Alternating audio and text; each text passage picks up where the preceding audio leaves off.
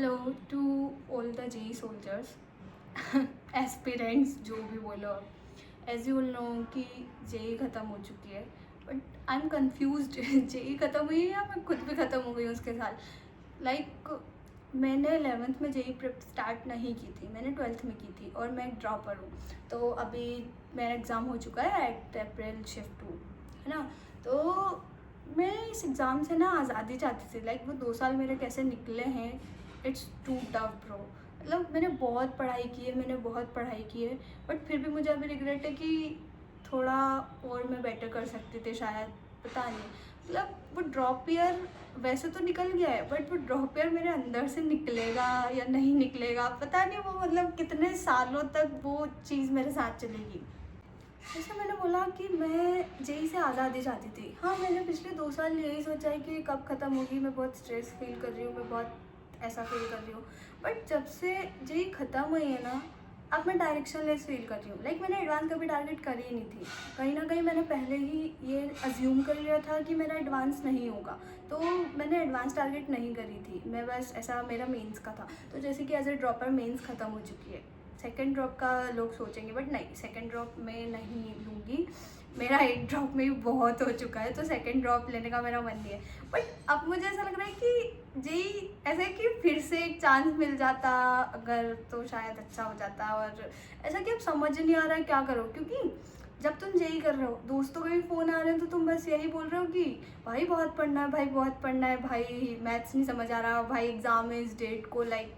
तुम पूरा जो तुम्हारे 2 साल निकले वो उसी से रिलेटेड, तुम्हारी सराउंडिंग्स उसी से रिलेटेड है। तुम्हारा माइंड बस एक ही चीज़ में चल रहा है कि जेई जेई जेई। अब मुझे समझ ही नहीं आ रहा है मैं करूँ क्या।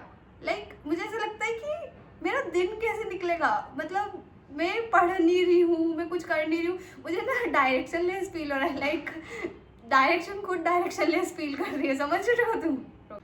वो जो ड्रॉप ईयर है ना, वो तुम सिर्फ अपनी पढ़ाई को नहीं देते हो, सिर्फ जेई को नहीं देते हो, बट और भी बहुत सारी चीज़ें तुम्हें उसमें ना समझ आती हैं अपनी। जैसे ना तुम्हारे उसमें दोस्त छूट जाते हैं क्योंकि तुम कनेक्शन ही नहीं रख पाते हो इतने लोगों से।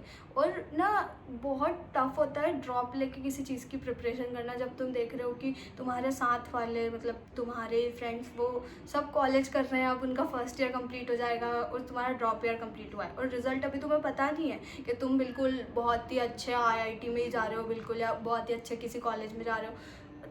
तुमने इतनी मेहनत करी, इतना वो करा, इसके बाद भी अगर क्या ही बोलूँ अब मैं। बट हाँ कि ना ड्रॉप ईयर में मुझे बहुत कुछ सीखने को मिला है, बहुत मेहनत करना सीखने को मिला फर्स्ट ऑफ ऑल। बिकॉज ना इतनी मेहनत शायद मैंने अपनी स्कूल लाइफ में तो नहीं की थी।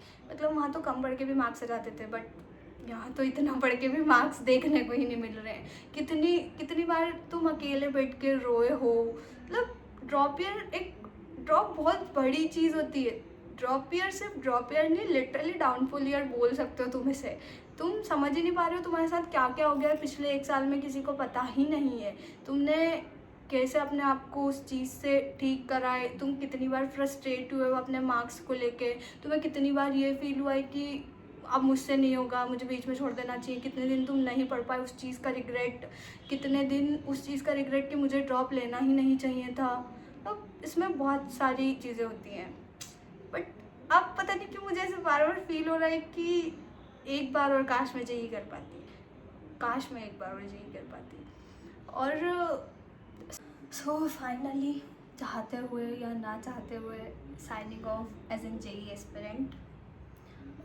मन तो नहीं कर रहा बट ठीक है। उसके बाद चलो ठीक है, अब मैं अपनी अगली वीडियो अपने रिज़ल्ट रिलेटेड डालूँगी और इसके बाद मैं एक और वीडियो डालूँगी माई कंप्लीट जेई जर्नी। उसके बाद मैं अगली जो वीडियोस बनाऊँगी वो रिलेटेड बनाऊँगी जेई से।